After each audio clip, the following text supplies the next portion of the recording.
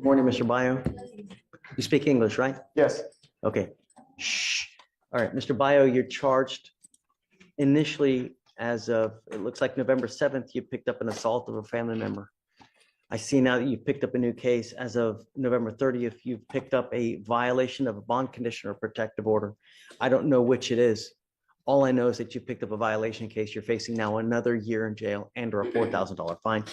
I haven't done probable cause, so we're going to do that. You have the right to remain silent. Anything you say can or will be used against you. You have the right to have an attorney present if you cannot afford one. Sir. Officers were dispatched to a residence in Harris County, Texas, in response to a disturbance. The complainant stated that he was locked out of his residence by his ex-wife's new boyfriend. The complainant went to the residence because his ex-wife had called them and stated that she was going to work. When the complainant asked who would be watching their children, the ex-wife said a friend. Complainant then heard defendant's voice in the background and went over to the apartment. Complaining witness is the same complainant. You said he heard whose voice? The complainant heard the defendant's voice in the background. I think that the complainant believed that the defendant would be watching his and his ex-wife's children, and that's why he went over to the apartment.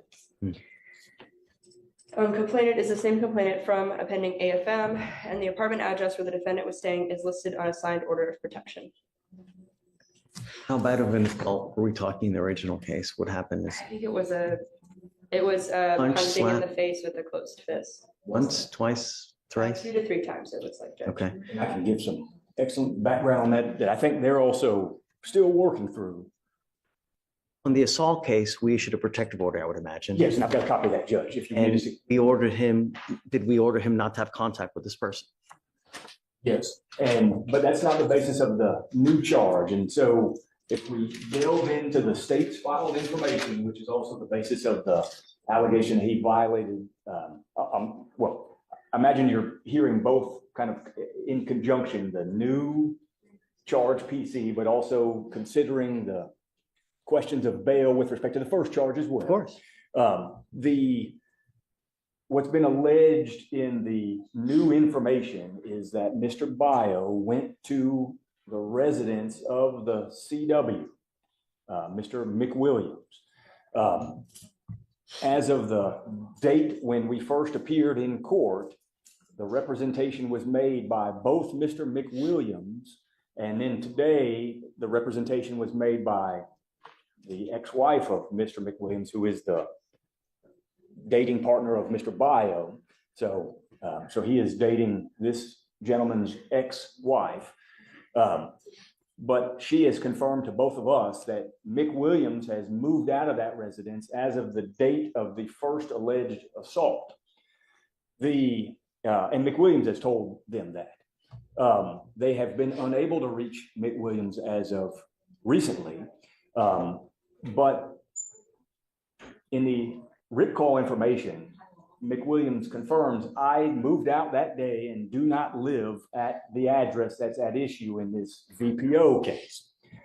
If you look at the filed information in that VPO case, it's a necessary ingredient of that allegation that McWilliams lived at that address. It specifically says it in the last line.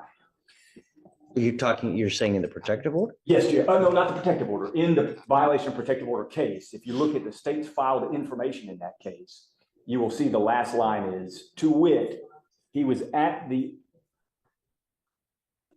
complainant's residence, but Mr. McWilliams doesn't actually live there. He moved out. Actually, was not on the lease. You're still not supposed to have contact with this person. Well, he's not. He didn't have contact with him. What happens is he's at a place that is not McWilliams' address, and then McWilliams, angry that he's there, still wanting to control his ex-wife, comes over there and busts the windows. And so that is What's the window of his ex-wife's house where Mr. Bio. What's the ex-wife's name? Shannon. Okay, so And we both spoke to Shannon a few minutes ago. and Shannon has how many kids with Mr. Bio? Or do they have kids or no? So whose kids are they? McWilliams? Williams and Shannon's children. Okay. I think there's 2. And so what's alleged in the newly filed charging document is that Mr. Bio went to the residence of McWilliams. which there's no PC to believe that. He did not go to the residence of McWilliams. He went to Shannon's residence. McWilliams does not live there, stopped living there, and the state can't meet the information.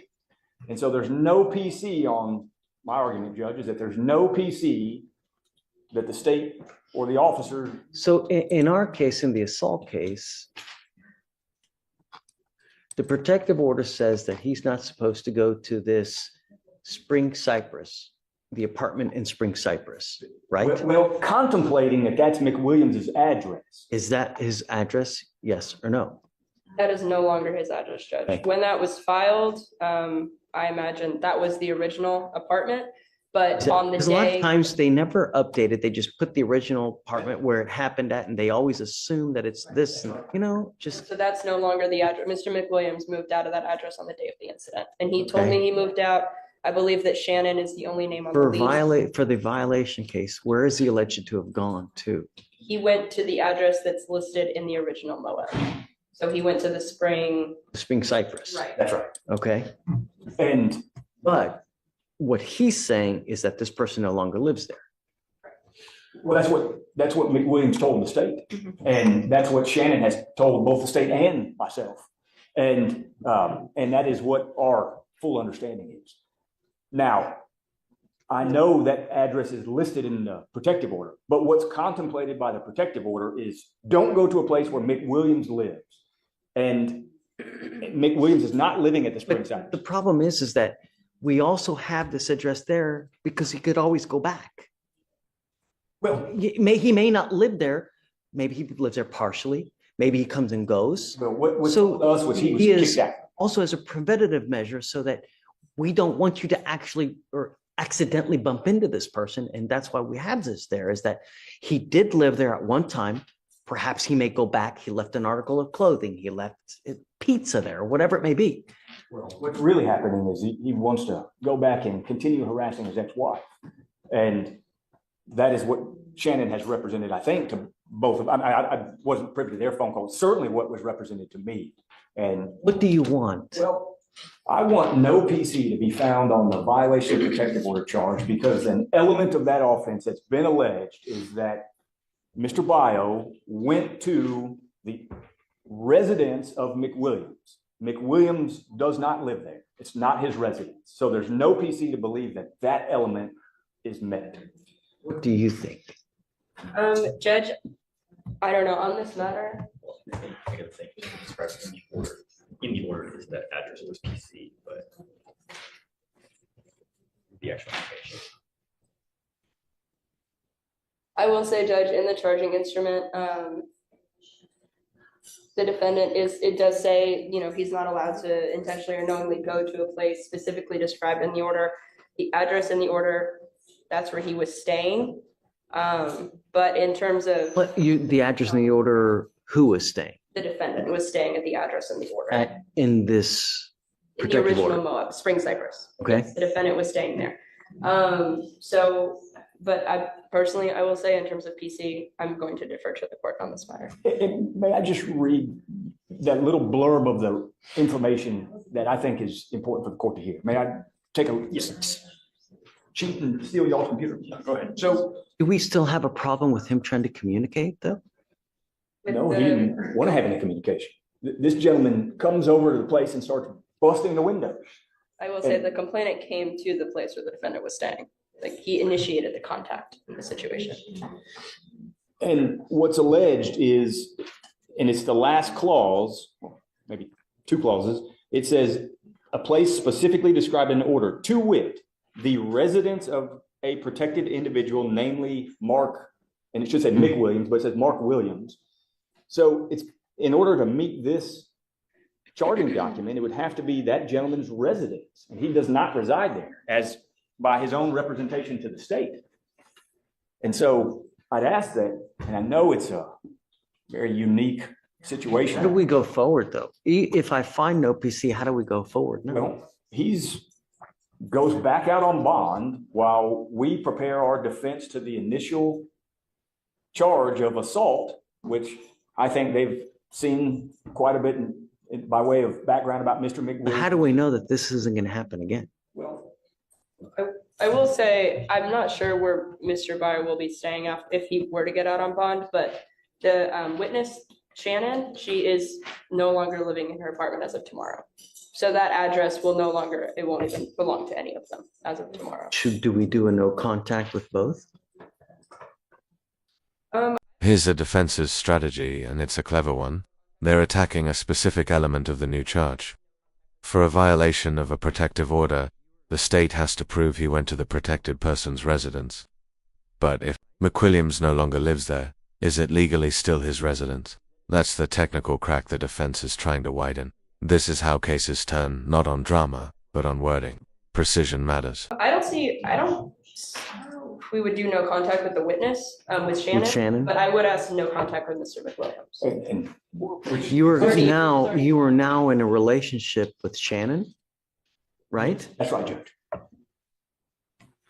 But yes, So I've instructed him, just let me answer for him, Judge. But he is in a relationship with Shannon. That's right. And he moved here from Hawaii to be with Shannon, and the ex-husband takes issue with it. And the ex-husband has a very violent history with Shannon. And so long-term, we think there'll be issues with case one even. But I understand that that's not really we're not there yet. I think the question is what to do if he is out.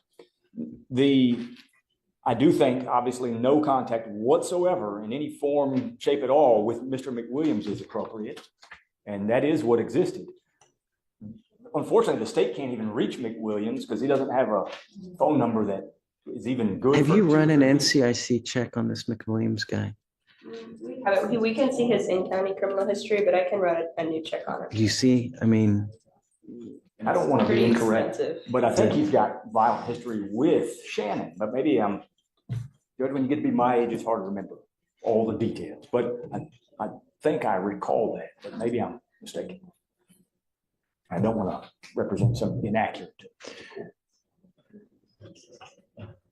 you have inherited a dangerous situation. And Mr. Bio, you need to be very careful.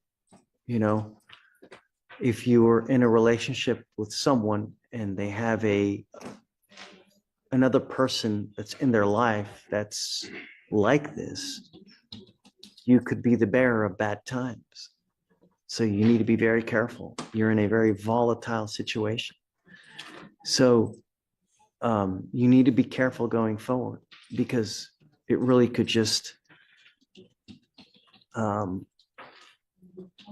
could go out of control. You may need to get a protective order yourself. You know, it's very possible that you may need to get a protective order. So just be careful. You're in good hands. You ever have any issues, just reach out to Brian. We can always help you out as well. I'll find no PC on the violation of a protective order, but just be careful because there are a lot of vindictive people in this life that will they'll try to make your life a living hell. And you being on bond in this case, they can do that. They can say, hey man, he's doing this to me. He's threatening me. He's doing that. And if an officer doesn't know any better and they come up and they see that have this open assault, they may never take your word. They may never even speak to you. They'll just put you in county. So you gotta be careful. You know, you're in good hands. We'll help you out for as much as we can. Okay. Okay. So I'll find OPC on the, And I think, Judge, on the violation case. And I'm not going to revoke your bond on the original assault case, Mr. Bio, but you got to be careful, man. You know? And Judge, I think you should also have him give his updated address to pretrial would be appropriate as well. Okay. And I think there's probably somehow make a notation in everywhere so that we know where Shannon lives. You don't have an address for, McWilliams, so I don't know how we're going to handle Well, I that. think the But protective order does say any address where McWilliams does reside. So whether or not, I mean, I guess that'd be a notice question, but we know not to go anywhere where he lives. I think the issue is whether this other person's gonna now be, you know, You do understand all that? do you have any questions? Just be careful. Life's too short to live either in a 6x9 box or be 6 feet under because you got other people that have just, you know, just be careful. All right. Thank you, Judge. Good luck. Good luck, Mr. Bio.